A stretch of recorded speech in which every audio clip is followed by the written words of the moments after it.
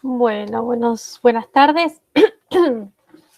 Bienvenidos a todos. Yo quería esperar unos minutitos más para esperar a algunos de los expositores.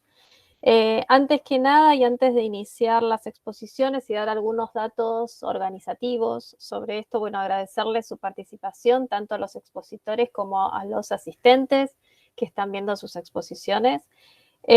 Antes que nada quería recordar, como lo hizo Mario en la apertura, pero quizás algunos no estaban, que hoy se cumplen 200 años de la Universidad de Buenos Aires. Para nosotros es un honor que justo estas jornadas se estén desarrollando el día del aniversario de nuestra querida universidad. Y recordar para aquellos que no son de la UBA, nuestra universidad, que es una universidad pública, no arancelada, no es gratuita porque toda la sociedad paga para que nosotros podamos formarnos y nuestra facultad particularmente es una facultad masiva y que está permanentemente transformándose para su superación. Para aquellos que les interese, yo después cuento con el link del YouTube donde se va a dar la conmemoración de estos 200 años, que va a haber una entrega de recuerdos a aquellas figuras emblemáticas de la UBA y se va a pasar todo por YouTube. Así que el que esté interesado después les puedo facilitar el enlace. Por cuestiones organizativas, lo que vamos a solicitar es que cada expositor presente, comparta pantalla con su PowerPoint. Nosotros tenemos, para aquellos que nos han enviado, una copia de seguridad por cualquier falla en la conexión. Somos conscientes de que puede haber un corte de luz, puede haber alguna falla en la conexión, eso es siempre previsible, por eso nosotros contamos con esa copia de seguridad, pero por una cuestión de facilitar la grabación, la admisión y todas cuestiones que tenemos que hacer nosotros, los organizadores y moderadores, pedimos que ustedes compartan pantalla y puedan exponerlo desde su compu. Nosotros vamos a estar, bueno, como les decía antes, grabando la sesión para poder después subirla a la página del instituto. Vamos a pedirle a los asistentes que quieran hacer preguntas a los expositores, que todos tengan sus micrófonos apagados, salvo que es el que expone, y el que quiera hacer preguntas la escriba por el chat. Nosotros vamos a ir tomando nota de esas preguntas y las vamos a después comentar en los momentos finales una vez que todos hayan expuesto para no retrasar los tiempos de exposición, porque siempre pasa que se juntan todas las preguntas después de la primera exposición y después no queda mucho tiempo para el resto. Entonces todos van a exponer en los 15 minutos que habíamos preestablecido. Nosotros quizás cuando veamos que se está acercando el tiempo final les vamos a ir avisando que quedan pocos minutos, pero igualmente les quería decir que en la mesa de hoy hubo la primera de las expositoras, me avisó a último momento que está con fiebre, probablemente haya recibido la vacuna porque estamos en fecha de recibir segundas dosis, así que Paula Miguel no va a poder estar con nosotros en esta mesa. Así que vamos a empezar con la segunda exposición programada, que es de Mateus José Rigón y Margarita Barreto. Vamos después a seguir con la exposición de Florencia Chechi y Ana Igareta. Luego la de Matías Ramiro Sumavil, Matías Hernández y Ana Igareta. Y finalizando, que aún no sé si pudo sumarse o no, el de Hugo Eduardo Weibel Fernández, para finalizar la mesa. Luego de las exposiciones vamos a ir a la ronda de preguntas y reflexiones. Como les decía, tratemos de no interferir en las exposiciones de los demás, todos con micrófono apagado, hacemos las preguntas en el chat y vamos a desarrollar la ronda de preguntas al finalizar. Si hay alguna duda, lo podemos hablar ahora y si no, pasamos directamente a la primera de las exposiciones, que es la de Mateus, José Rigón y Margarita Barreto. Bienvenidos a todos. Bueno, yo soy Mateus, soy estudiante de doctorado en la Universidad Federal de Santa Catarina, Brasil. Hablo portugués, voy a intentar hablar un poco español así. Y este trabajo, lo que vamos a presentar es parte de la investigación de doctorado que estoy haciendo. Aquí está mi orientadora, profesora Margarita, si quieres hablar. Sí, no voy a tomar tu tiempo, Mateus, habla tranquilo. Ok. Bueno, voy a presentar. Bueno, este trabajo que voy a empezar a presentar se llama entonces Hibridación cultural, tradición e identidad en juego en la arquitectura de 3 ciudades turísticas del medio oeste de Santa Catarina, Brasil.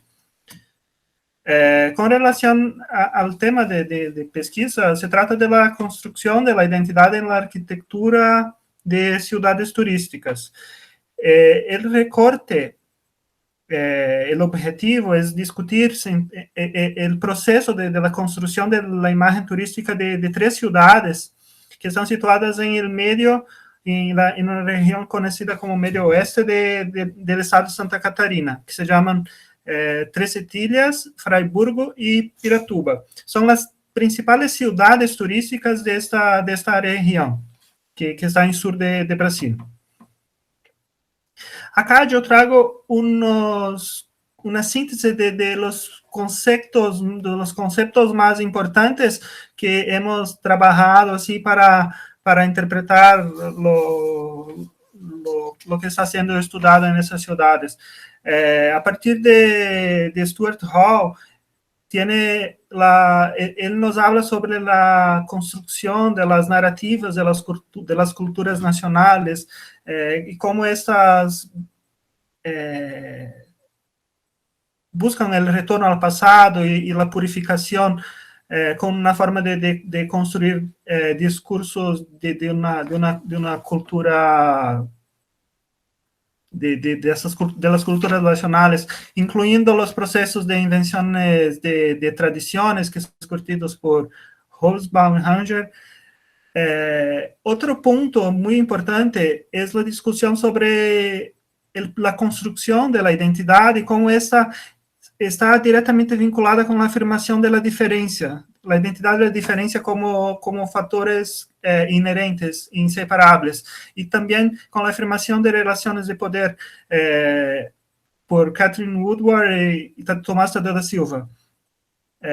Otro punto es cómo la etnicidad, la identidad, cuando se toman los contenidos étnicos para la construcción de la identidad, y cómo la tradición participa de esos procesos, muchas veces en favor de la afirmación de culturas de contraste, que buscan afirmar el contraste entre determinados trazos culturales con relación a otros trazos, que es una discusión que es construida por Manuela Carneiro da Cunha. Y también el debate sobre el consumo turístico, la producción de los lugares en el mercado turístico, y cómo eso incluye también el retorno al vernacular, a la retomada de la arquitectura del pasado con un objetivo de afirmar también paisajes de poder. Bueno, de aquí adelante voy a hablar sobre el contexto de las ciudades y sobre la transformación en su arquitectura. Este es un mapa que demuestra el ferrocarril, que fue el primer elemento de ocupación, de colonización de este territorio. Hasta el inicio del siglo XX se trataba de una región que era poblada por indígenas y también descendientes de la miscigenación entre indígenas y portugueses, lo que acá es conocido como caboclos. Pero en el inicio del siglo XX, el gobierno brasileño construye un ferrocarril para conectar São Paulo, Río de Janeiro, hasta Buenos Aires, y que pasa por esa región. Entonces fue el primer eje de ocupación, de colonización oficial de esa región. Pero eso ocurrió con base en la expulsión de los indígenas, de los caboclos que habitaban esta región, y estuvo relacionado a un conflicto armado muy importante en esta época que se llamó la Guerra del Contestado, entre 1912 y 1916, que terminó entonces con la derrota de los caboclos y a partir de eso se ocurrió la colonización efectiva, oficial de esa región, impulsionada por la inserción de colonos, inmigrantes o descendientes de inmigrantes europeos, como italianos, alemanes, y en el caso de Trecetillas, austríacos. Entonces, acá tengo unas imágenes que muestran así la arquitectura producida en esas ciudades en el inicio de la colonización. Había una énfasis muy grande en la presencia de madera. La madera era un material muy disponible, entonces esa arquitectura lo usaba mucho. Entonces, lo que se percibe en ese momento es una hibridación entre formas de construir, características estéticas de diferentes grupos que fueron traídas y se desarrollaron en esa región. Pero con el proceso de desarrollo turístico de estas ciudades, lo que se observa es la búsqueda de una imagen arquitectónica de apelo alpino, europeo, que muchas veces está relacionada con estilos, con características estéticas que no hicieron parte de la historia de la arquitectura regional. Eso a partir de los años 70, 80. Entonces, tenemos casos, esta es la ciudad de Piratuba, que he estudiado en mi investigación de maestría.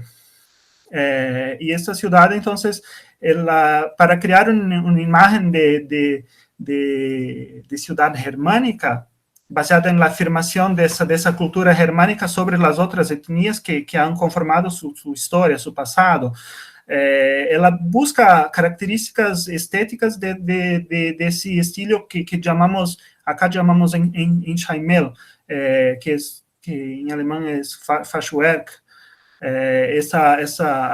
con inserción de elementos decorativos de revestimento de fachada, que crean una imagen escenarizada. Así, entonces, eso tanto en la arquitectura de hoteles como en la arquitectura pública, edificios públicos de carácter turístico también. Esta segunda es la ciudad de Freiburgo, es también muy interesante. Fue una ciudad que fundada por inmigrantes oriundos de Alemania, y entonces en el momento de la construcción de la imagen turística, hay también esta búsqueda de una inspiración de una arquitectura alpina, que remite a los Alpes europeos. Lo que vemos acá, esos tres edificios que aquí están, son unos de los principales íconos de la imagen turística actual de esta ciudad. Y todos ellos están situados fueron construidos así por la familia, por la propia familia que fundó esta ciudad, que era la familia Frey, que es dueña de este hotel, del otro edificio, y el monumento a la plaza también fue dedicado a un miembro de esa familia. Y es muy interesante esta ciudad, que hay un contraste. El último, yo no sé si están viendo el movimentar el mouse, pero este último, abajo hay una gruta que es una gruta dedicada al monje João Maria. El monje João Maria ha sido un personaje histórico muy importante en el contexto de la Guerra del Contestado, fue venerado por los caboclos. Y entonces el propio hotel construyó una gruta en su terreno, dedicándola a este miembro, a esta persona, a este monje Juan María. Entonces, lo que es una demostración también sobre cómo el discurso oficial, aquí representado por la actividad turística, que tiene una relación muy fuerte con las relaciones de poder en esta ciudad, se apropia de símbolos de los grupos excluidos. Y, por fin, la ciudad de Trecetillas es una ciudad que también construyó una imagen de ciudad austríaca, a partir también de normas leyes urbanas obligando a la construcción de edificios siguiendo esta estética. Entonces, lo que ocurrió también, acompañado por el cambio de la estética de edificaciones, buscando adecuarse a ese estilo. En fin, y más recientemente lo que se observa también es o que Tomás Saavedra da Silva fala sobre que la producción de la identidad es acompañada tanto por procesos de fixación y estabilización, que es como los ritos a través de los cuales estas arquitecturas son celebradas, como por procesos de subversión y desestabilización. Uno de los ejemplos que observamos aquí en esta región es la reciente remoción de los revestimientos alusivos a esa arquitectura en Chaimel en los portales turísticos de la ciudad de Piratuba. Lo que demuestra así que hay conflictos, que esos procesos no son tan libres de conflictos. Y uno de los desdobramientos más recientes en el territorio regional se refiere al cambio del nombre de la región turística. Hace muchos años fue conocida como Valle del Contestado, la región turística en la cual estas ciudades están inseridas. Pero hace 2 años, buena parte de esa región ha cambiado de nombre para Valle de los Inmigrantes, lo que demuestra un esfuerzo de construcción de una identidad turística que refuerza la presencia europea, eurocéntrica, privilegiando estos contenidos en detrimento de las expresiones culturales, de la memoria de los grupos excluidos en el proceso de colonización regional, que es lo que discute Quijano a tratar de esta lógica de la colonialidad. Bueno, aquí están algunas referencias que fueron mencionadas a lo largo del estudio, y sería eso. Muchas gracias. Muchísimas gracias, Mateus, y muchas gracias por respetar el tiempo establecido. Quedan unos minutitos. Si quieren, podemos presentar a Margarita, ya que tenemos el tiempo para hacerlo, si quiere dar unas palabras, y después pasaríamos al segundo expositor. Bueno, gracias. En realidad yo solo que podría agregar sobre Mateus, no sé si podemos volver atrás al mapa para mostrar, porque me parece, no sé si quedó muy claro dónde es este lugar en relación a algo que es bastante conocido en Argentina, que es Florianópolis. Estaría bueno, me parece, solamente para fines de información, sí, que la gente entendiera mejor dónde está este lugar. Aquí tenemos el mapa de Santa Catarina, y es chiquitito, esa especie de apéndice chiquitito. Esto ahí es Florianópolis, que es lo que es conocido en Buenos Aires, por lo menos, ¿no? Que es Florianópolis. Entonces, el estado de Santa Catarina es esa parte que parece más grande, y bueno, Tres Etillas y Piratuba y Fraiburgo están ahí bien en el lado opuesto, digamos, en ese eje este-oeste. Entonces yo solamente quería agregar eso allí. Y otra información que puede ser interesante, es que desde el punto de vista cultural, no solamente es la cuestión de la arquitectura que trataron de mantener con las características alemanas o germánicas, sino que también cuando uno anda por la calle, por Tres Etillas, por ejemplo, la gente habla alemán. Y es normal que la gente caminando por la calle, sobre todo la gente mayor, hable en alemán, pero no es exclusivo. La gente en general habla alemán. Entonces es algo bastante, son características interesantes para mirar. Mateus la mira desde el punto de vista de la arquitectura y yo lo veo desde el punto de vista de la cultura, ¿no? Cada uno en su ámbito. Bueno, no tendría más nada que agregar. Sí, totalmente. Esa aclaración viene muy bien, porque justamente lo que estamos viendo en esta jornada son esos procesos interculturales, así que viéndolo desde distintos campos y esa cuestión también más multidisciplinar viene muy bien para después poder ir a la ronda de preguntas, que yo tengo un montón de cosas para preguntar interesantes sobre esta mirada más conceptual también, ¿no? Sobre el sitio. Así que no quiero, aquí también Sebastián Gariboto hace una pregunta, las voy a dejar para el final, y vamos a pasar, si quieren, a Florencia Chechi y Ana Igareta. Lo mismo, les pido por ahí en unos minutos que se presenten y que presenten su pantalla. Hola Julieta, ¿cómo estás? Voy a presentar la pantalla para arrancar mientras vamos charlando. Como todo tarda un poquito, me avisan si se ve bien. Bueno, buenas tardes. Nosotros somos parte de un equipo de arqueología urbana que trabaja en la Facultad de Arquitectura y Urbanismo de La Plata, y la presentación que vamos a hacer, esta y la siguiente, tiene que ver con parte de un proyecto que estamos trabajando desde hace unos años ya en la ciudad de San Juan, en la provincia de San Juan. Este es el centro-este de la República Argentina. Y lo que estamos tratando de hacer es pensar un poco desde la historia urbana cómo fue el proceso de desarrollo de esta ciudad a partir de algunos elementos muy puntuales.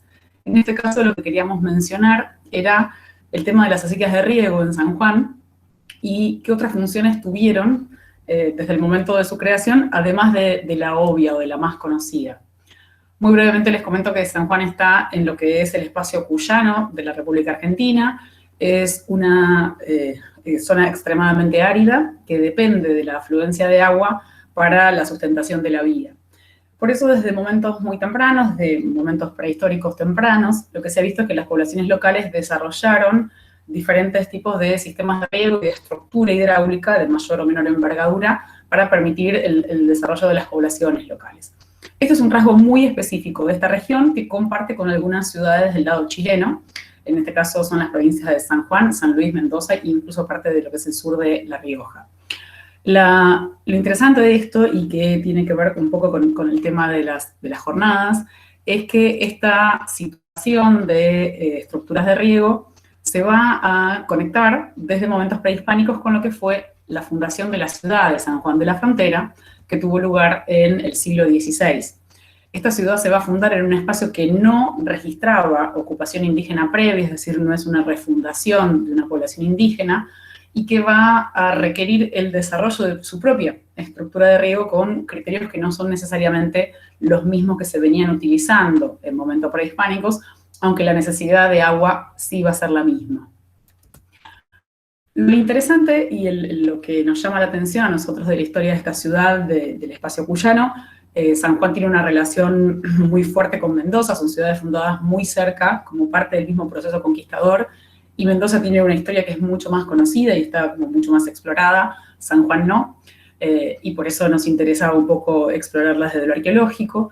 Es la mención constante en los documentos a un casco urbano desde el siglo XVI y hasta entrado el XIX, surcado por una serie de acequias, de las cuales no quedan absolutamente nada en la imagen actual de la ciudad. La ciudad actual de San Juan es una imagen moderna, es un espacio construido en zona sísmica que ha tenido muchas modificaciones y que perdió un poco hasta el punto de desdibujar casi por completo su imagen colonial. Entre los rasgos coloniales que pierde estas acequias que no se pueden evidenciar en el terreno de momento, no encontramos todavía un rasgo que las evidencie en el terreno, pero que aparecen mencionadas de modo constante en los documentos. Esto que están viendo es una imagen hipotética que Reutemann construyó hace algunos años, en el cual lo que se observa es el tendido hipotético, y tengo que enfatizar esto, de las acequias de oeste a este, atravesando el corazón de las manzanas.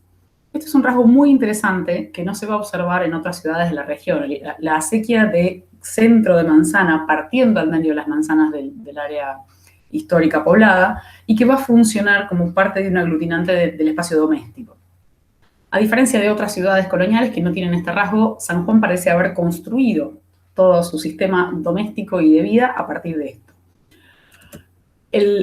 La cuestión con estas acequias de las cuales les decía, no tenemos una evidencia material en este momento, es que están totalmente presentes en los documentos y parecen formar parte de esta identidad urbana sanjuanina, a partir de su vinculación con la posibilidad de tener jardines y acequias, jardines y huertos domésticos, que también son parte de un paisaje sanjuanino muy específico, muy propio del área cuyana, pero no tenemos ni una sola descripción o rasgo. Es decir, los documentos no mencionan, por lo menos no que hayamos podido detectar hasta ahora, cuáles fueron las características de este que es el rasgo propio de la ciudad. No hay dimensiones, no hay elementos de recubrimiento, no sabemos si estaban cubiertas por piedras, si tenían alguna forma de revestimiento de impermeabilización, qué tan profunda eran.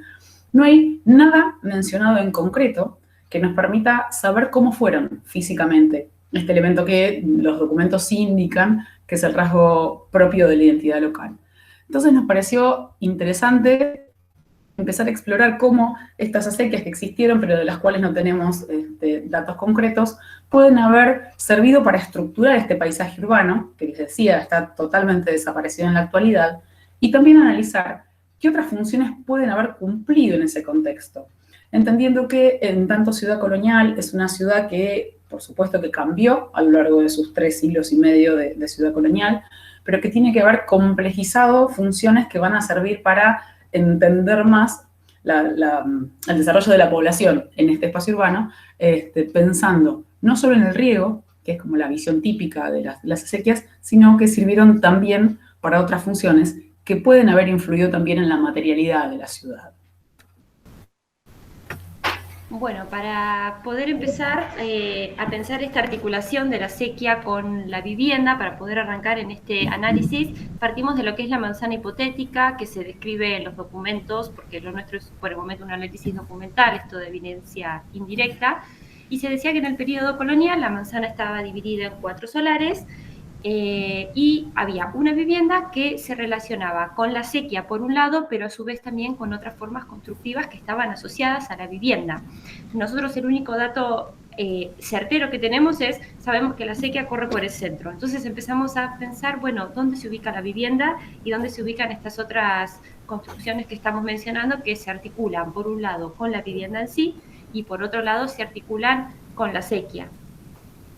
Las funciones tradicionales relacionadas con el uso del agua que transporta las acequias son con lo que es el consumo y con el riego, como recién mencionaba Ana. Pero empezamos a pensar estas otras construcciones que existen, que generalmente tienen que ver con actividades de servicio, decir, bueno, cómo se relacionan estas actividades poco mencionadas en los documentos en relación con la acequia. Esto tiene que ver con lo que son las letrinas y las cocinas principalmente. Estas otras funciones que tienen que ver con las letrinas y las cocinas. Empezar a pensar qué pasa con el agua que se usa para el lavado, qué pasa con el desagote de las letrinas, la presencia o no de los pozos de basura, tienen que haber espacios de descarte. Es muy importante tener en cuenta que la geología de San Juan tiene la particularidad de que son suelos muy duros, son difíciles de excavar y a su vez los terrenos no son absorbentes, por lo cual nuestra hipótesis es todos los descartes van a parar a la acequia. ¿Qué genera esto? Taponamientos que se relacionan principalmente con problemas inherentes a la salud. Recién en 1904, para que tengamos una idea, es cuando se empiezan a planificar obras de saneamiento en la ciudad de San Juan. Previo a esto, no había un planteo de a dónde iban los desechos. Por eso es lo que nosotros planteamos, es decir, los desechos van hacia la acequia. Esto genera problemas de salud, por un lado, y entre vecinos, por otro.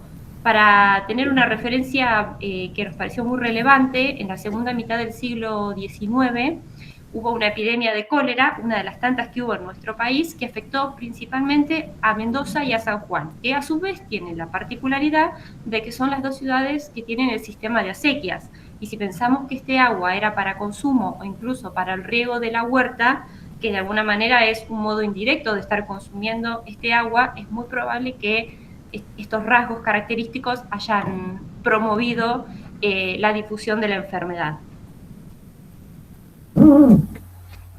Bien, entonces nosotros lo que buscamos es poder analizar cómo fue el impacto físico que se generó alrededor de estas acequias, pensando principalmente en el cambio que ha sufrido la ciudad con el paso del tiempo. Las ciudades van creciendo, tiene cada vez más población, hay cada vez más basura, hay una modificación en lo que es el acceso a la acequia, principalmente porque también se cambia lo que es esto de los 4 solares que teníamos para el periodo colonial, pasan a lotearse las manzanas en diferentes parcelas, por ende el paisaje urbano es el que se va modificando.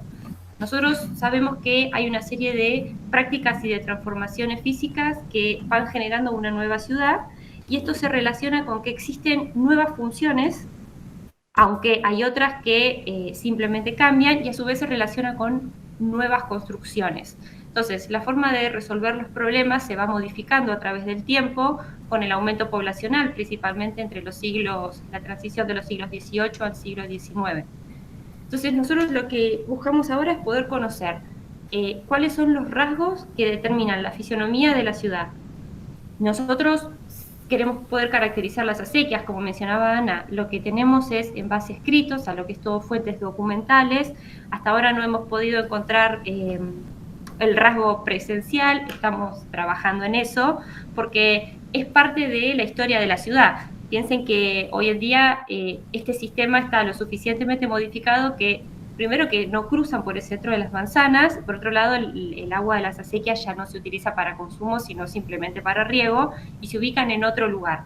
Entonces, para poder estudiar el paisaje urbano colonial, a partir de estas construcciones menores que han influenciado en lo que es la arquitectura en San Juan, el paisaje urbano, y poder recuperar esta vinculación entre estas pequeñas construcciones que decimos las de servicios, que son las menos mencionadas en los documentos, y las funciones asociadas a la acequia, no quedarnos solamente en que son utilizadas para el riego o para el consumo, porque sabemos que tuvieron otras funciones, y como dijimos, son las que forman parte del paisaje urbano. Queremos saber si queda en el terreno alguna para poder aportar a la historia de la ciudad. Muchas gracias por la atención. Bárbaro, Ana y Florencia, muchísimas gracias. Aquí estoy recordando a aquellos asistentes que se acaban de unir. Para poder tener su certificado como asistentes tienen que anotarse en este formulario, y también pueden visitar la página web del programa.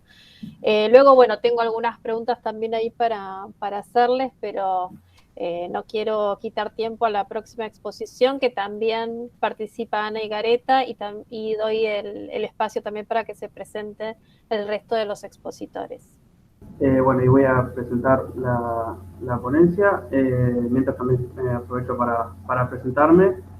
Yo soy Matías Ramiro Sumavil, soy estudiante de licenciatura en Antropología en la Facultad de Ciencias Naturales y Museos de la Universidad de La Plata. Y bueno, actualmente estoy trabajando con la doctora Ana Higareta en el equipo de Arqueología Urbana en el INTEPAC, en la Facultad de Arquitectura y Urbanismo. Así que bueno, dando comienzo un poco la presentación, nosotros acá vamos a hablar un poco y a comentar los avances de un trabajo que venimos realizando y que lo titulamos A expensas del ramo de carcelaje, los presos utilizados como albañiles en la ciudad de San Juan durante los siglos XVIII y XIX. Bueno, como arranco de vuelta, entonces, nosotros vamos a comentar los avances de un trabajo que venimos realizando, que lo titulamos A expensas del ramo de carcelaje, los presos utilizados como albañiles en la ciudad de San Juan durante los siglos XVIII y XIX. Nosotros formamos parte como dijo Ana, de un equipo de arqueología urbana, que más que los edificios en sí y las personas que dirigieron esos edificios y los planificaron, nos interesan las prácticas constructivas que dieron lugar a esas edificaciones y sobre todo quiénes fueron los constructores. Y en esta oportunidad hablaremos sobre los presos que fueron utilizados como albañiles en la ciudad de San Juan Colonial, que, como mencionaron en la ponencia anterior, tanto Ana como Florencia, San Juan de la Frontera es una ciudad fundada a mediados del siglo XVI, pero que en la actualidad casi no conserva edificios de origen colonial. Entre otros factores se debe a los movimientos sísmicos y a los terremotos, como el del 44 o el del 77, solo por mencionar algunos, y a la reedificación que ha sufrido de un tiempo hasta acá, hasta la actualidad. Nosotros con este trabajo también propondremos otro factor por el cual no vemos edificios de origen colonial en la actualidad. Como hay escasa información sobre esta arquitectura colonial y sobre todo sobre sus constructores, que es lo que nos interesa, nos vamos también a remitir a los documentos y archivos históricos para tratar, aunque sea de forma indirecta, poder contextualizar y definir conocer un poco más sobre esta arquitectura colonial.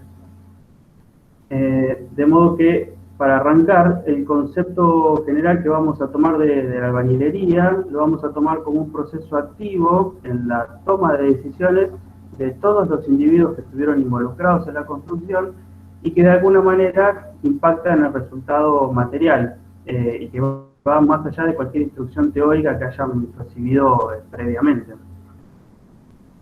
La hipótesis que propusimos de trabajos anteriores es que la albañilería en San Juan colonial, fue realizada por un grupo heterogéneo de personas. No solo los indígenas, que está como la premisa preestablecida, digamos, en el común de la gente, de que los indígenas eran la única mano de obra que recibía las órdenes de los exploradores ibéricos directamente, sino que también este grupo heterogéneo estaba integrado por los esclavos africanos, los mismos exploradores ibéricos y los mestizos americanos, que vendrían a ser los descendientes de los grupos anteriores. Y particularmente en los documentos encontramos que los exploradores ibéricos no solo actuaron como capataces, sino que también actuaron como albañiles. Entonces, de algún modo, con el lema de las jornadas que nos convoca hoy sobre cómo la hibridación cultural se refleja tanto en la arquitectura, en el diseño y en el urbanismo. El caso concreto de Cuyo y particularmente de San Juan es, en esa época, fue la falta de mano de obra indígena. Son varios los documentos y sobre todo los relatos de los cronistas, que son los viajeros de esa época, relatan que los grupos indígenas, principalmente los huarpes, eran los que se asentaban en esa zona, eran llevados a trabajar principalmente a Chile, del otro lado de la cordillera, principalmente a Santiago y a algunas otras ciudades y también a las minas.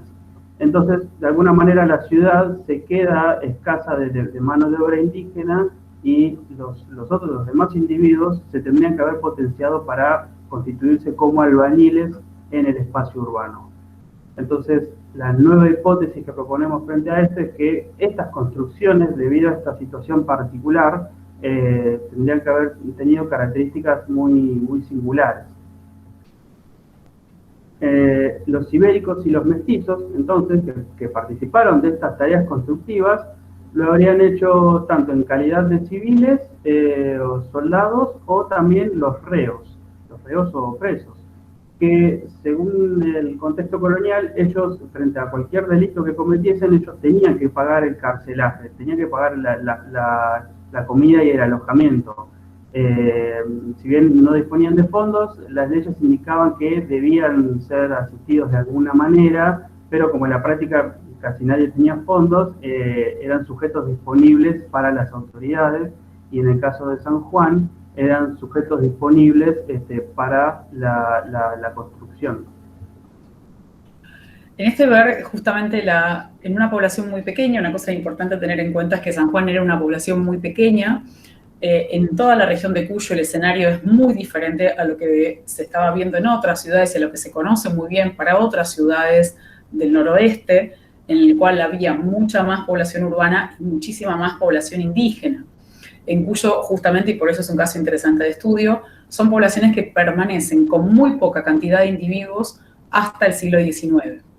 Entonces, en este relato, lo que nos parecía interesante y nos llamó mucho la atención en los documentos porque no se ve para otras ciudades, es cómo, en ausencia de mano de obra indígena, van a aparecer como constructores de modo recurrente grupos de individuos que habían pasado desapercibidos en los otros espacios urbanos, específicamente el tema de los presos. Y se trata de un actor colectivo como constructor que nos pareció bastante particular. Primero, por el reemplazo constante. San Juan tuvo en una población muy pequeña la cárcel llena de personas durante 3,5 siglos coloniales. Pero son todo el tiempo individuos que van a cambiar, es decir, los presos van a ir rotando, siempre son presos, pero algunos podrían estar detenidos por hacer trampa con los naipes y otros por triple asesinato. Entonces, ya dentro de este grupo es una cualidad de un grupo heterogéneo con características cambiantes. Que en su gran mayoría, por supuesto, no tenían experiencia en la construcción, aunque en algún momento algún albañil podría ser uno de los presos, pero fundamentalmente lo que nos pusimos a pensar es que se trata de un grupo de individuos que como constructores carece completamente de experiencia en lo que es el manejo ambiental de esa región. Y en esto sí se va a marcar una diferencia con lo que ocurría con los albañiles que participaron en otras poblaciones. Por supuesto que es una característica que comparten con los esclavos africanos, porque son personas puestas a trabajar en un espacio que no les es familiar, pero lo que nos preguntábamos es si esa falta de familiaridad podría haber influido en el resultado material, en la arquitectura resultante. Porque lo que estábamos viendo es que esa característica de falta de conocimiento es la única o es una de las variables en las que se van a diferenciar con los constructores de otras ciudades de la región, en la cual había un acceso similar a recursos, el paisaje es semejante y la arquitectura que se generó parece haber sido una arquitectura más estable. De vuelta estoy hablando de algo en términos hipotéticos porque todavía lo estamos trabajando, nos estamos preguntando sobre esto, pero lo que vemos es que en San Juan el rasgo particular parece haber sido una arquitectura de mala calidad o de poca capacidad de conservación, incluso en el momento en que es construida. De vuelta moviéndonos siempre en el terreno documental, hay una percepción de que es una arquitectura que duró menos. Todo el tiempo se está hablando de la necesidad de arreglarla, como si hubiera estado peor hecha que la de otras ciudades de la región. Y en esto nos parecía interesante un poco jugar con eso, con, bueno, ¿qué pasa cuando un grupo de individuos, y por eso Ramiro mencionaba que nos interesaba no las personas que podrían haber diseñado los edificios, sino los que los habían realizado, cuando un grupo de personas son obligadas a una actividad, un grupo de personas que cambia constantemente a hacer una actividad que no les es familiar, cómo eso habría marcado esa materialidad? Si tal vez podría haber generado edificios de menor durabilidad y que esa fuera una de las causas por las cuales la arquitectura colonial de San Juan también desapareció muy rápido. Es importante mencionar que ya a principios del siglo XIX la arquitectura colonial de San Juan había desaparecido. Entonces, cosa que no se da en otra de las ciudades, pensar como una posibilidad esta cuestión de que con poca gente y puestos a trabajar los presos como una de las manos de obra más utilizadas, que eso haya generado una materialidad particular. Por supuesto que es una idea que tenemos que seguir explorando todavía y hay que intentar generar una caracterización para nosotros más interesante y más ajustado de lo que fue la práctica constructiva, de la cual no sabemos casi nada. Hay muy pocos trabajos hechos en la región y en general en Argentina no es un tema muy trabajado, salvo, bueno, Carlos Moreno, que por ahí aparecía citado, que ha trabajado mucho con eso, la idea de pensar en los constructores, no en quienes dirigían, sino en quienes construían, y ver de qué forma explorar las prácticas constructivas puede también colaborar a entender los edificios de la colonia, teniendo en cuenta que son cosas de las cuales ya no disponemos casi de evidencia. Bueno, un poco esa era la idea de lo que queríamos mencionar hoy. Nada más, gracias. Bueno, muchísimas gracias Ramiro y Ana nuevamente. Muy interesante ambas exposiciones. Antes de iniciar la ronda de preguntas, quiero verificar si está nuestro último expositor, que es Hugo Eduardo Weibel Fernández. No sé si se llegó a conectar.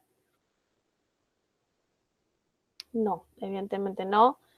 Así que bueno, lo que les ofrezco hacer, más allá de que es bastante temprano, son las 3 de la tarde, pero si quieren podemos iniciar la ronda de preguntas con las primeras que se generaron de la exposición de Mateus y de Margarita.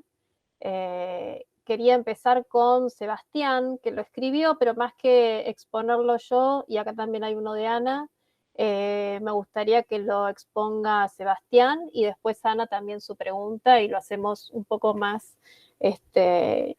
familiar y no tan formal como si tuviéramos poco tiempo. Así que bueno, aprovechemos que tenemos un poquito más de tiempo. Sebastián, tu pregunta.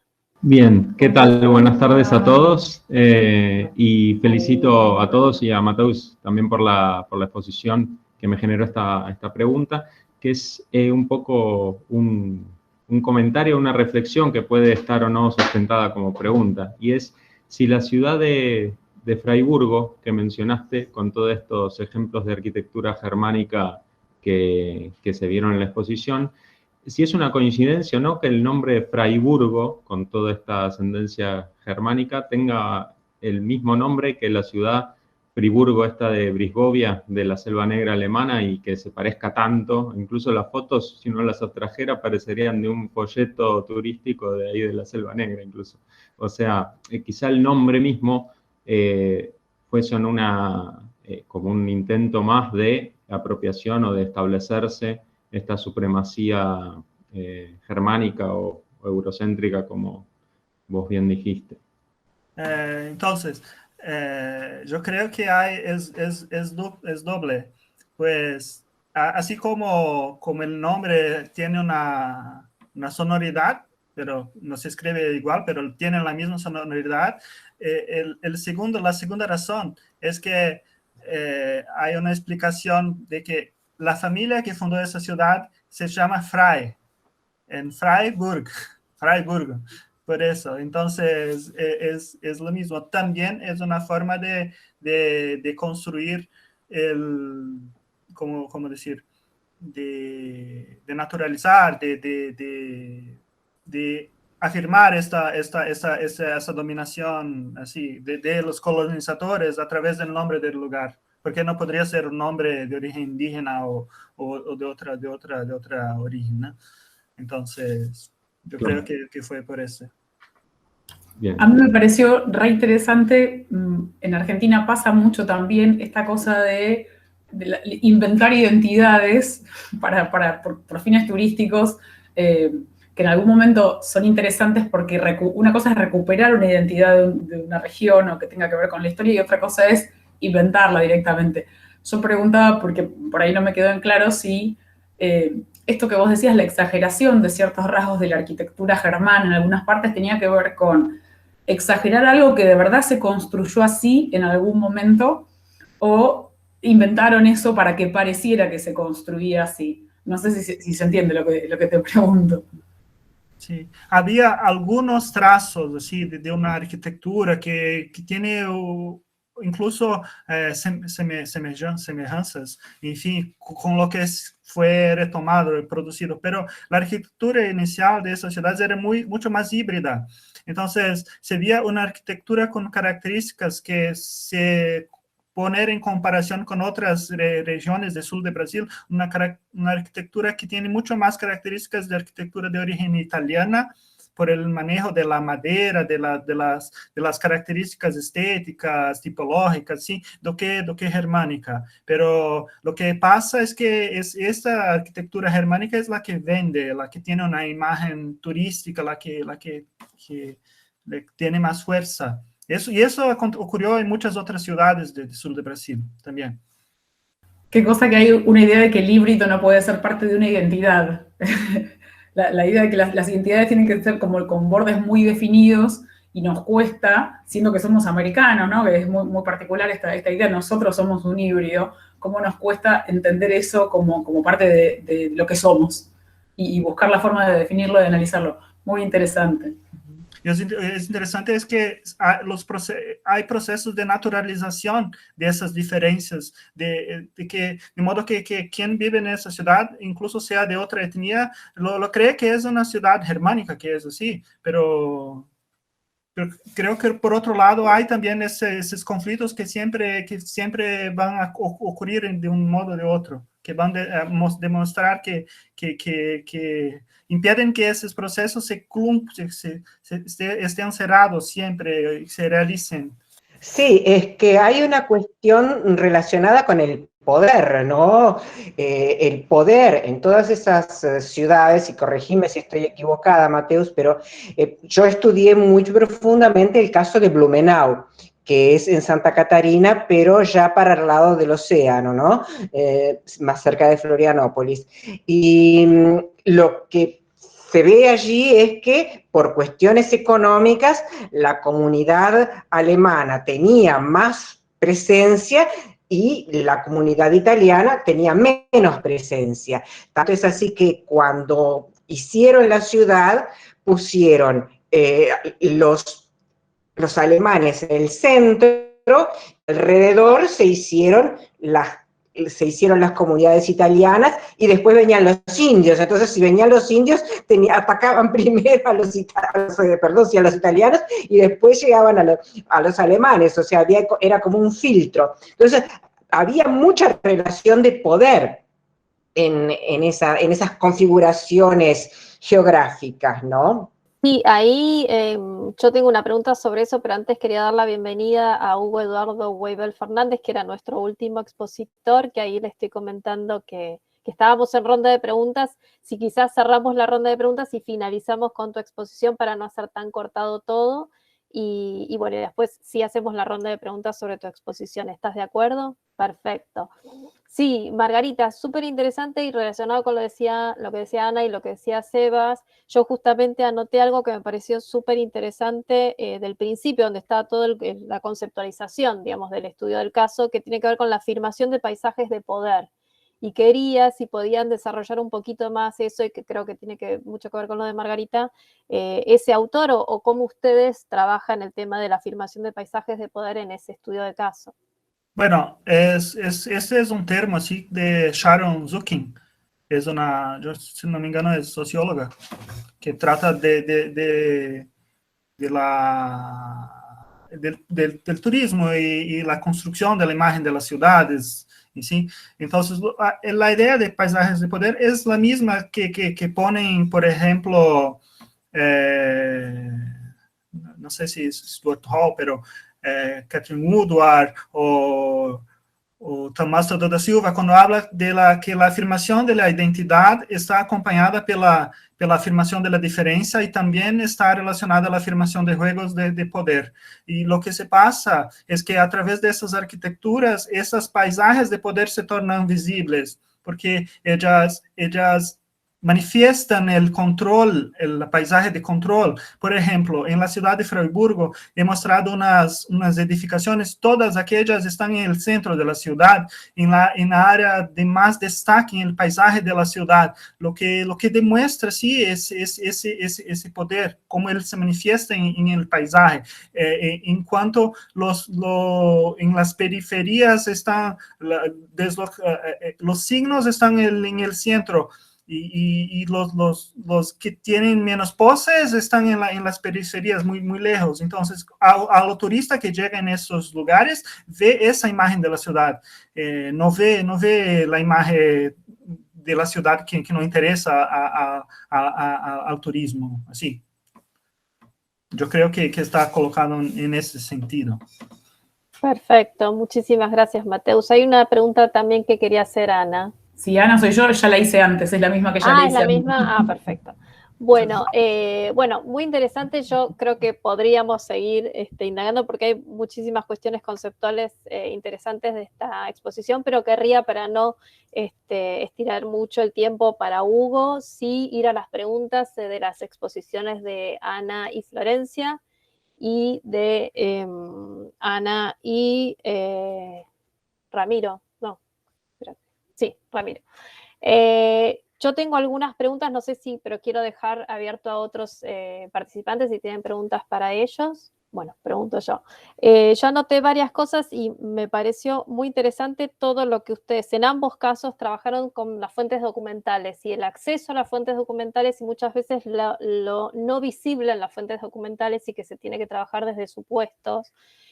Cómo trabajaron, bueno, en el primer caso con todo el tema prehispánico, que estaba o no tan visible, y en el otro caso me resultó muy interesante, en el caso de San Juan, esa mirada del otro, digamos, el que no tiene familiaridad con el lugar, ni con la disciplina, ni con la construcción en sí, y cómo eso puede de alguna forma materializarse en las construcciones, y lo que hoy podemos llegar a ver que es la baja estabilidad de esas construcciones y todas las intervenciones que hay que hacer sobre ellas. Pero más que nada, cómo trabajaron ustedes ese acceso a las fuentes documentales, qué falta, qué encontraron y cómo trabajan con los supuestos. Bueno, en realidad, como es un proyecto de arqueología urbana, tenemos como de arqueología histórica tenemos como cierta familiaridad con los documentos, pero fue fundamentalmente por ausencia del otro. Mientras que las acequias prehispánicas están lejos de la ciudad y se conservan, estamos hablando de una tecnología que tiene que ver con lo huarpe y con lo inca, hay muy buena conservación, hay muy buenos trabajos, Alejandro García y otros equipos han estado trabajando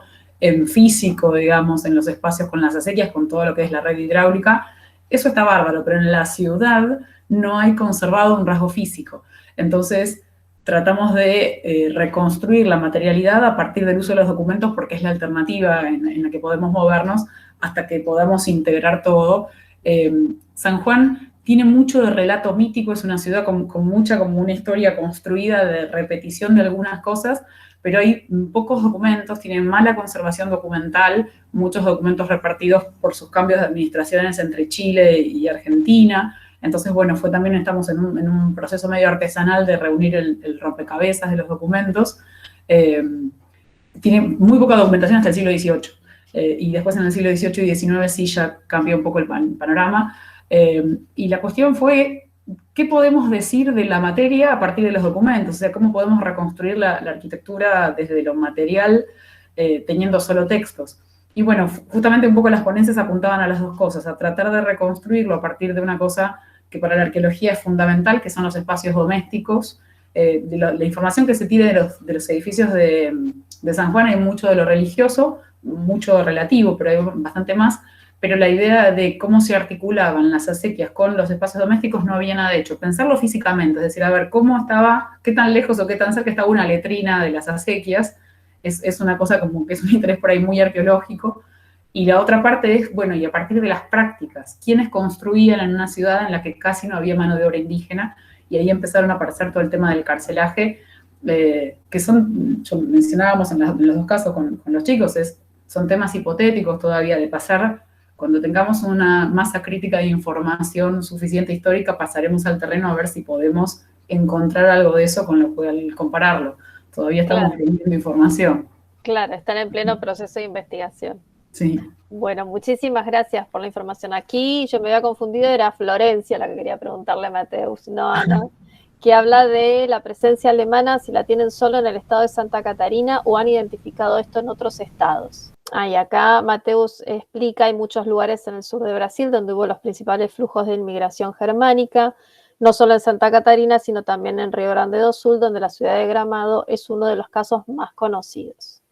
Bien, yo voy a presentar que se incorporó hace un rato ya largo y no la pude presentar, a Otilia Entraigues, también la conservadora museóloga del Instituto Norteamericano, que va a estar acompañándonos también como moderadora de la mesa y que va a estar tomando también las preguntas que vayan surgiendo, ya sea preguntas de las exposiciones anteriores o las que ahora vamos a compartir, ahí está Oti, con Hugo, que es nuestro último expositor. Si a todos les parece bien, pasaríamos ya a la exposición de Hugo. Hugo, bienvenido.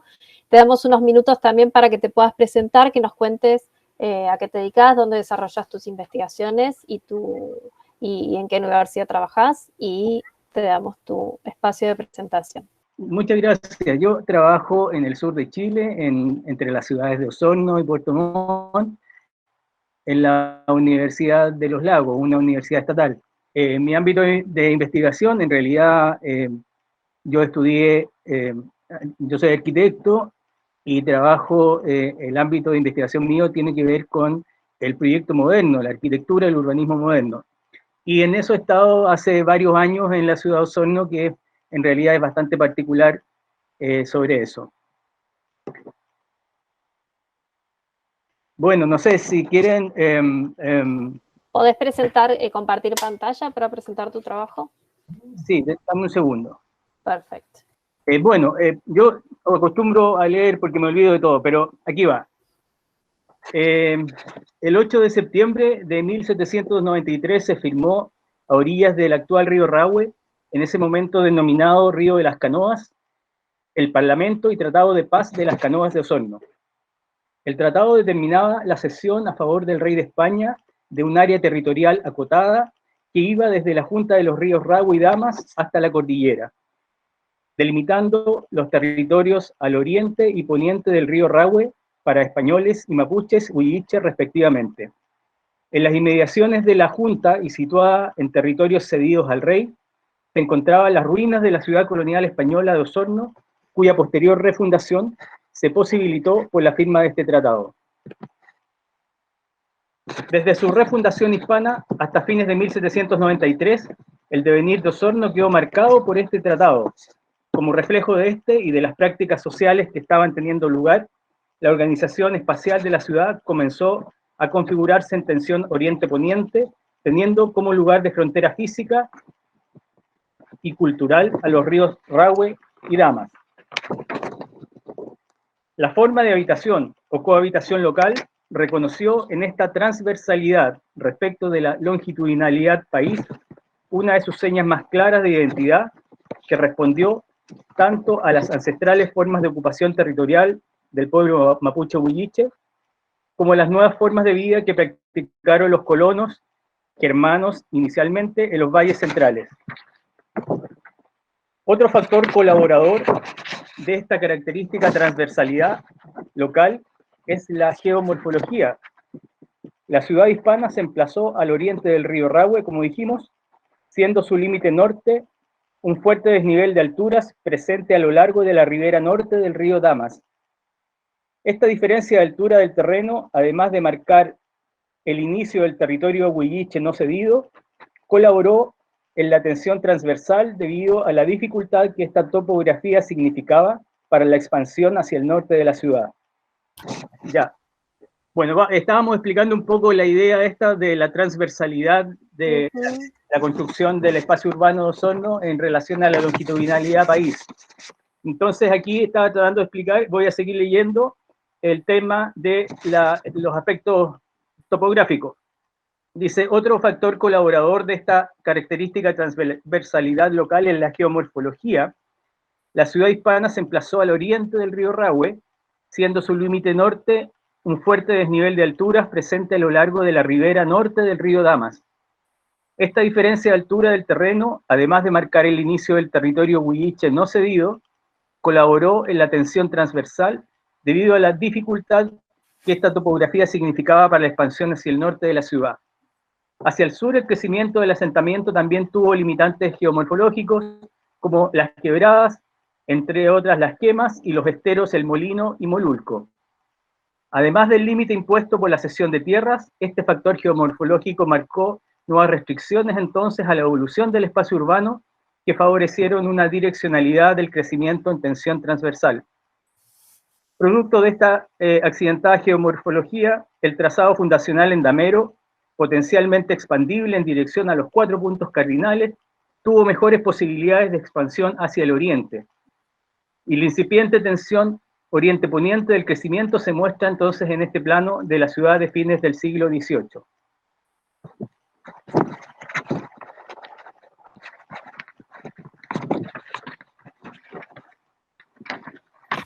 Geomorfología, trazado urbano y confluencia espacial de unos modos de vida caracterizaron entonces los procesos de habitación fronterizos y transversales mediante los que Osorno fue construyendo su lugar histórico en sintonía con su territorio. Esta configuración físico-cultural transversal prolongó su carácter incluso hasta el siglo XX, momento en que el sector urbano fundacional al oriente del río Rahue se consolidó como el asiento de la oficialidad local, mientras que el sector situado al poniente del río lo hizo como espacio de expansión urbana, pasándose a denominar Rahue, lugar que no obstante haberse urbanizado, también siguió dando cabida a expresiones de habitar local no oficiales. La tensión espacial se mostró entonces como una fuente de diferencias socioespaciales. Las relaciones cotidianas entre ambos lados de la frontera urbana fueron construyendo una urbe cuyo carácter siguió siendo transversal a la longitudinal país y cuya expresión urbana más característica hoy es el eje Maquena-Lynch-República, que cruza transversalmente la ciudad, siendo también la vía de acceso a Osorno desde Argentina y los territorios de los valles centrales, y por el otro extremo, la vía de acceso desde el territorio de San Juan de la Costa. El histórico punto cero del espacio fronterizo osornino, donde se firmó el tratado, en torno a la confluencia de los ríos Rahue y Damas, es hoy un lugar ribereño deshabilitado. En muchos casos, incluido el mismo punto cero, las riberas de ambos ríos son inaccesibles y se encuentran en estado silvestre. Los antiguos sectores urbanos situados hacia el oriente lucen deteriorados, carecen de procesos de renovación urbana y continúan desvinculados del cercano sector céntrico. Al poniente del río Rahue también hay poca renovación y deterioro, aunque se observa mayor vitalidad. Últimamente, tanto la acción municipal como la privada, a partir de la renovación de la Avenida República y la construcción de un gran hotel en el borde río, respectivamente, han desplazado la gravitación de este lugar fronterizo hacia Rahue. No obstante, la implementación de un paseo privado de borde río como parte del proyecto del hotel ha contribuido a distanciar la idea de una ciudad más integrada. En este histórico lugar parece como si recién se hubiera comenzado a construir la relación fronteriza y por tanto, en términos de hibridación, la ciudad tiene tanto una deuda como una oportunidad. Más que hibridación, aquí aún se observa un espacio en tensión. En vivienda, los actuales rasgos de la configuración física de este sector, a uno y a otro lado del río, aún enseñan la incidencia de las desiguales formaciones sociales que los han producido desde sus orígenes. El sector oriente, un modo evolutivo más asociado a la oficialidad y a los modos de vida modernizantes del territorio de los valles centrales, y en Rahue, no obstante haber seguido procesos de evolución urbana, aún se mantienen sectores con expresiones asociadas a modos de vida vinculados al territorio de San Juan de la Costa. En 1930, el Estado de Chile dictó una ley, la Ley 4563, que obligaba a la elaboración de un plan de transformación a toda ciudad de más de 20.000 habitantes. El municipio local vio en este mandato una oportunidad para incidir en la toma de decisiones o tramar la acción local y contrató a un profesional de trayectoria internacional para elaborar dicho plan, el arquitecto paisajista alemán Oskar Prager, personaje afín a la cultura colona germana local. Era condición que el plan fuese una respuesta afín a las aspiraciones y el propio modo de vida. El diseño del plan de transformación se fundamentó en el civic art o arte cívico, disciplina urbana asociada a los movimientos como el art and craft y el urbanismo artístico de Camilo Sitte, que constituía un planteamiento moderno urbano, conceptual, que buscaba reformular las tradicionales visiones del embellecimiento urbano, introduciendo una dimensión estética en las intervenciones urbanísticas. El plan definió normativas que lograron caracterizar como barrios modernos al sector céntrico y suroriente de la ciudad, acorde con la especialidad de Prager de arquitecto paisajista. Presentó especial cuidado a la implementación de nuevos espacios públicos como plazas, paseos y parques. Hoy las huellas físicas de este plan continúan formando parte de los espacios públicos más valorados de Osorno, encontrándose muchas de ellas en pleno uso. La Plaza de Armas aún mantiene el diseño moderno de Prager, cuya concepción buscó poner de relieve la relación esencial de ensamble entre grupos de edificios y su entorno, mediante la creación de un eje visual despejado de vegetación arbustiva y arbórea.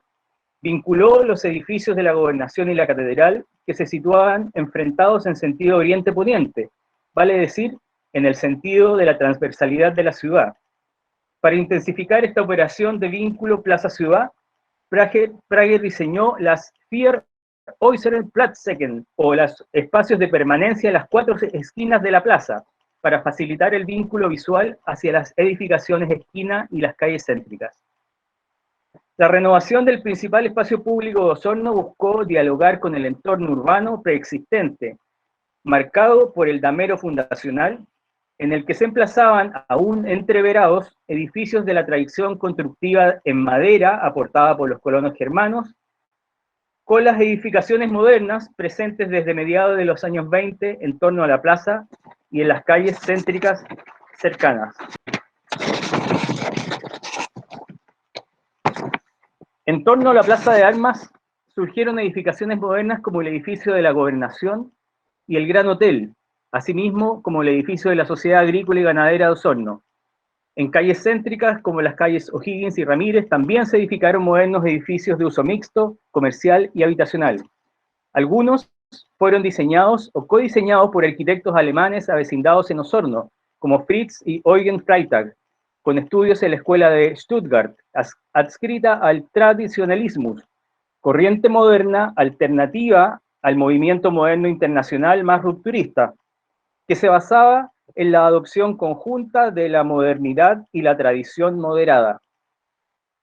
Al igual que el arte cívico propuesto por Prager para la transformación urbana moderna, el tradicionalismus adoptado para la transformación arquitectónica moderna también valoraba una herencia cultural, en este caso la del sur-oeste alemán, lugar de origen de muchos de los colonos germanos de Osorno. El plan propuso la creación de nuevos sectores habitacionales, entre ellos la población Matei, novedad en Osorno por su concepción de barrio jardín. Prescindiendo de la trama en Damero, se diseñó un loteo de calles curvas que propiciaba las perspectivas de corta distancia que dotaron al barrio de sentido de interioridad y límites reconocibles. Los amplios perfiles de calles definieron proporciones y formas de relación entre aceras, calzadas y fajas verdes dotadas de arborización urbana.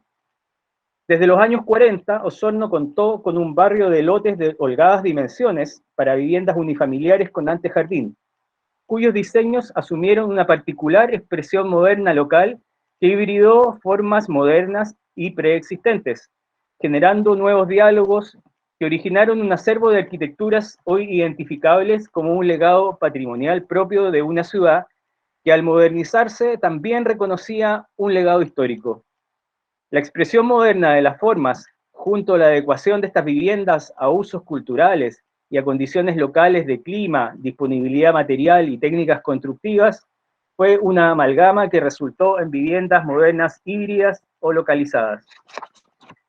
Todos estos caracteres dotaron a la población Matei de una particular identidad local. En Osorno, renovación urbana y arquitectónica oficial se verificaron no solo en relación a unas condiciones concretas dadas, sino también inscritas en un cierto proyecto global.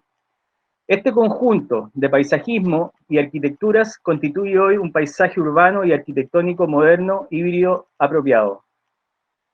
Con posterioridad, este recambio moderno también se presentó en algunos sectores de Rahue, al otro lado de la frontera, como es el caso del conjunto de vivienda Rahue 2 y la población García Hurtado de Mendoza. Ambas ejemplifican la expansión del proyecto moderno, esta vez de la mano del impulso modernizador del Estado. No obstante, lo particular es que en Rahue esta modernización se verificó en coexistencia con otras formas de desarrollo distintas a las oficiales, asociadas a procesos migratorios de familias de origen mapuche-huilliche desde el entorno territorial de San Juan de la Costa, como es el caso de la población Schilling. Otra forma local de tramar la expansión longitudinal del Estado provino de un grupo de habitantes de la comuna de San Juan de la Costa, espacio cultural marcado por la presencia ancestral de las colectividades mapuche-huilliches, quienes fundaron el asentamiento informal denominado Población Schilling, protagonizando una toma de terrenos en Rahue. El bagaje cultural de estas familias migrantes incluía actividades de autosubsistencia, extracción de materias primas y un prolongado proceso de defensa y recuperación de tierras rurales. Pero dicho proceso solo permitió el reconocimiento del derecho de ocupación y no la propiedad de las tierras, cuya progresiva enajenación fue constriñendo las condiciones de vida hasta llevar a muchos de ellos a una economía de subsistencia, por lo que se vieron forzados a migrar para instalarse en la Pampa Schilling, terrenos agrícolas contiguos al límite poniente de Osorno. Esta nueva situación fronteriza y carente de urbanización surgió entonces el campamento San Juan en 1972 en una quebrada a orilla del estero La Jara. No obstante las carencias, el campamento se situaba junto a una urbe en proceso de modernización que prometía mejores fuentes laborales y con ello una mejor condición de vida. Tras la toma, los pobladores se organizaron autónomamente y fuera de norma, sin considerar la ley de edificación de poblaciones que prohibía edificar o realizar contratos traslaticios de dominio sin autorización legal. Demarcaron y subdividieron el predio y asignaron los sitios. En paralelo, autoconstruyeron sus viviendas. Sin embargo, dados los escasos recursos y carentes de ayuda estatal, se vieron obligados a vivir en condiciones de miseria y exclusión en los márgenes urbanos. Recién tras 5 años el Servicio Regional de Vivienda y Urbanización regulariza la situación de propiedad al adquirir los terrenos, con lo que se pudo optar a urbanizar. 10, 15 y 20 años demoró la dotación de agua, alcantarillado y casetas sanitarias respectivamente. Si bien la regularización significó adelantos, el particular modo de urbanización y loteo de terrenos ya estaba definido y las viviendas ya construidas, por lo que el lugar siguió siendo un reflejo de los usos y costumbres practicados por habitantes provenientes de un mundo rural, diferenciándose de los estándares de la oficialidad urbana. La urbanización se definió mediante manzanas alargadas de 40 metros y ancho variable. Los lotes fueron de 10 por 20 metros, lo que otorgó a cada terreno una condición ambiental favorable al quedar su lado mayor con orientación norte. Las viviendas se emplazaron y formalizaron libremente en ellos según las necesidades de cada poblador. Sin embargo, el reducido tamaño del lote accionó como un factor que definió la necesidad de organizar el modo de vida rural, adaptándolo a esta nueva situación. La nueva locación periurbana significó adaptación y reorganización de espacios de uso interiores y exteriores y sus relaciones. Perdón, Hugo, pero quedan pocos minutos, si podés ir concluyendo. Sí, me quedan esta y la próxima. Perfecto, gracias. Vale. Una práctica proveniente del modo de vida rural que estos pobladores cautelaron mantener en su nuevo lugar de vida fronterizo fue la utilización de los espacios exteriores en torno a la vivienda como espacios productivos de autosubsistencia. Tal como acostumbraban en su lugar rural de procedencia, aquí también se dispuso de espacios exteriores diferenciados para árboles frutales, para huertos, para crianza de animales y patio de servicio. Todos, eso sí, a una escala acorde al pequeño lote. Espacios intermedios e interiores también se adaptaron. De los intermedios destacan los corredores, cubiertos y zaguanes, que aquí operaron como espacios que buscaban cerrarse de las agrestes condiciones climáticas de invierno. Los espacios interiores mantuvieron el estar comedor-cocina como el núcleo fundamental de la vida cotidiana, espacio de secado de ropa, almacenaje de productos naturales y como núcleo calefaccionado en invierno. Las viviendas fueron construidas mediante materiales que cada familia tuvo a mano, predominando la madera, de un formato no estandarizado utilizado en la estructura y revestimientos de madera en las viviendas de San Juan de la Costa, se pasó al uso de maderas de pino cepillado y a la utilización de zinc en la población Chilling que estamos viendo. Hoy aún se observan las huellas de estas manifestaciones urbanas y arquitectónicas. El tipo urbano ha permanecido, las viviendas y ocupación de los lotes han ido mutando para satisfacer nuevas necesidades relacionadas a la llegada de nuevos moradores. Esta mantención de ciertos aspectos del modo de vida rural, adaptados a esta nueva situación periurbana, puede entenderse como una práctica alterna o no oficial de construcción de un paisaje urbano fronterizo en el que la vida urbana no acabó de urbanizarse. No obstante las históricas diferencias socioculturales que han resultado en diversas expresiones arquitectónicas, urbanas y paisajísticas, la práctica coexistente de estos modos de vida también ha resultado en un espacio de encuentro para el enriquecimiento mutuo, un lugar de condensación de procesos socioculturales. La confluencia de estos modos de vida en Osorno, en este lugar fronterizo, ha resultado en un espacio urbano y periurbano de negociación e hibridación, pero igualmente de coacción de comportamientos y sentidos asociados a la pertenencia. En el carácter de las huellas visibles, hoy a ambos lados de la ciudad fronteriza, persisten tensiones entre las formas de vida que se pueden resumir en procesos no resueltos de segregación residencial. Tal como fue al momento de la firma del Tratado de las Canoas, el elemento más reconocible de la frontera urbana sigue siendo el río Rahue, el ordenamiento urbano, la infraestructura pública, la presencia de servicios, la calidad de la edificación y otros indicadores que difieren a uno y a otro lado del río Rahue son y han sido un fiel reflejo de esta condición fronteriza de la ciudad. Osorno ha sido un territorio de coexistencias culturales e hibridación urbana que ha reconocido en la transversalidad o la trama de la acción local respecto de la longitudinal país, una de sus señas más claras de identidad local. Gracias. No sé si alcancé en el tiempo, pero muchas gracias. Sí, no hay problema. Perfecto. Bueno, Hugo, muchísimas gracias por tu exposición. No sé si algún participante desea hacerle alguna pregunta. Si no, Yo justamente cuando leímos tu propuesta me pareció muy interesante esta cuestión de que vos planteabas de hibridación y tensión, y claramente está acá reflejado en tu exposición. Y lo interesante es cómo los grupos de sujetos traman esos modos de vida locales. Y justamente esta mesa que tiene que ver con estudios urbanos tiene que ver con esas relaciones, ¿no? Que no solamente estamos hablando de cuestiones territoriales, sino que estamos hablando de sujetos que construyen, sujetos que traman, sujetos que deconstruyen, y en todos los ejemplos hemos visto las relaciones entre esas huellas en el territorio, ya sea de distintos tiempos históricos, ya sea como vos bien, Hugo, mostrabas temas de la modernidad, pero también mostrabas temas que tienen que ver con las culturas y las comunidades mapuches, como lo que mostraba Nana, como lo que mostraba Ramiro, Florencia y Mateus y Margarita, en esta conjunción, esta convivencia y coexistencias, tomo la palabra que vos dijiste, coexistencias de distintos grupos, no solo sociales, sino de distintas culturas, que conviven y plasman en el territorio esas respuestas, ya sea arquitectónicas, como decía Margarita también, no arquitectónicas, no solamente arquitectónicas, sino culturales. Y esto tiene que ver con esta hibridación cultural que se ve claramente en todas las exposiciones. Y dejo abierto para si alguien más quiere desarrollar alguna reflexión sobre esto.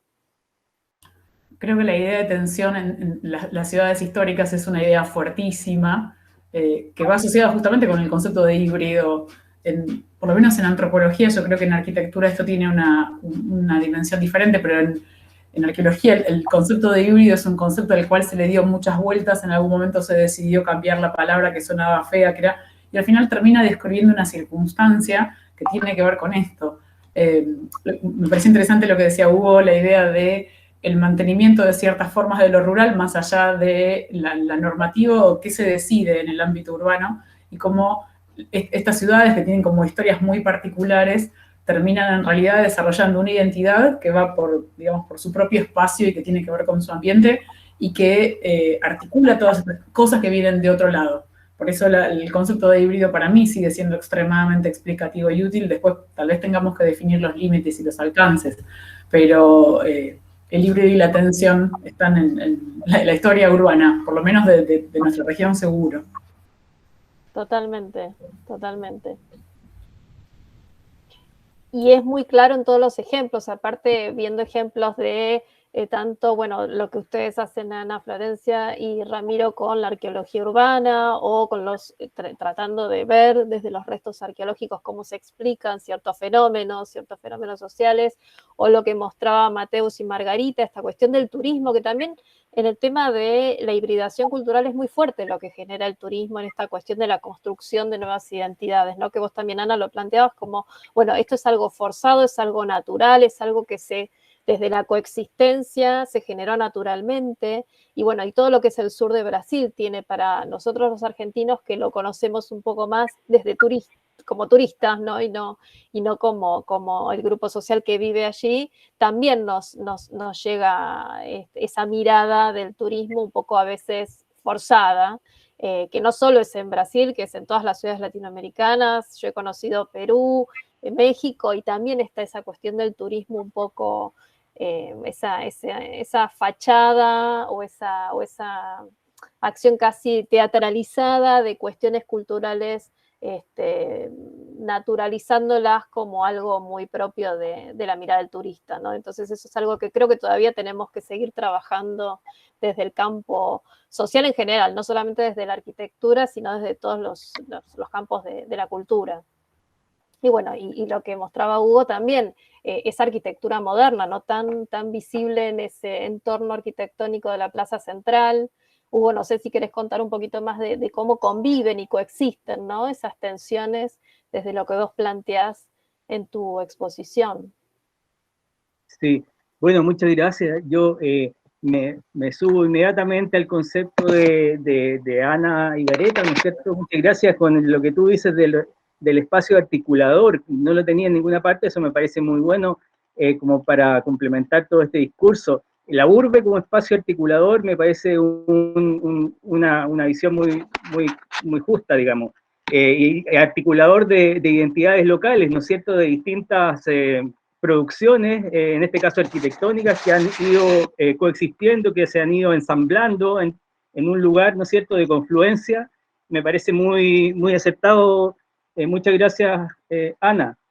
Y lo otro que también quería comentar es que cuando me sumé, yo pensaba que esto era más tarde para mí, pero me sumé justo, es que estaban hablando acerca de la presencia alemana en algunos otros territorios. Aquí también esto ocurre gracias un poco a esta presencia alemana, como estaba comentándole a ustedes de pasada, ¿no es cierto? Que ellos fueron realmente los constructores de este digamos, no solamente ellos, pero ellos pusieron un grano de arena importante para ir construyendo esta presencia alemana con una cuota de poder, como decía Margarita, ¿no es cierto?, que hace que sea la parte de la ciudad más visible, más central, la oficialidad, como también un poco decía yo en la ponencia. Así que creo que estamos en una coincidencia con lo que estamos comentando. Y pues no sé, yo lamentablemente llegué a lo mejor un poco tarde y no pude ver las ponencias de los demás compañeros, pero no puedo comentar sobre eso. Igualmente, Hugo, esto lo estamos grabando, eso lo comentamos al inicio de la mesa, lo estamos grabando para después poder editarlo y subirlo a la página del instituto. Así que es importante que aquellos que no sean todavía suscriptores de la página puedan suscribirse para que les puedan llegar todas las novedades y entre ellas poder ir a todo nuestro material audiovisual. Vamos a estar haciendo una edición que por ahí nos lleva unos días, pero vamos a estar haciendo una edición con toda la apertura, las distintas mesas, porque justamente ahora paralelamente hay otra mesa que es sobre patrimonio y los que estamos acá no la podemos ver y que después lo vamos a poder ver grabado y seguramente vamos a tomar muchas de las cosas que reflexionamos juntos acá. Yo las voy a tratar con Otilia, con la moderadora, las vamos a tratar de reflejar en la mesa de cierre que es mañana a las 16:15, que ahí sí los esperamos para poder justamente cerrar todos juntos estas distintas reflexiones que se fueron generando en cada una de las mesas. Esta me pareció súper interesante porque además son casos sumamente distintos, pero todos coinciden, como decía Ana, en esa tensión que genera la hibridación desde distintas disciplinas, de distintos marcos, y no solo desde una cuestión territorial, sino también desde una cuestión cultural. Así que en ese sentido les agradezco a todos la participación. Dejo abierta por si alguien más quiere hacer un comentario, una reflexión final. Y si no, los libero para poder encontrarnos mañana nuevamente en las mesas de la mañana, las mesas 3 y 4, que todos creo que tienen el programa, todos tienen los Meets de acceso. Aquel que no tenga el Meet, escribe el formulario que nosotros compartimos para que les pueda llegar el programa y tener el Meet de acceso, que no lo hacemos público desde la página del instituto justamente porque estos espacios queremos que sean un poco más restringidos a la gente que está participando y además el Meet no tiene tampoco mucho espacio. Así que por eso lo hacemos restringido a los participantes. Julieta, ¿puedes dejar el nombre de la página que nombraste recién? El formulario, sí. Acá dejo todo, el formulario en nuestra página en el instituto. En la página del instituto está también toda la información de nuestro programa. Gracias. Bueno, muchísimas gracias a todos. Esperamos verlos mañana virtualmente. Yo voy a estar en la mesa 3, Fernando va a estar en la mesa 4. Así que muchísimas gracias por la participación y cualquier duda, todos tienen el mail del programa Tiempos Americanos, que generalmente lo estoy abriendo yo. Así que cualquier duda y cualquier inquietud me avisan. Muchísimas gracias. Hasta luego. Gracias. Hasta luego, gracias. Gracias. Gracias.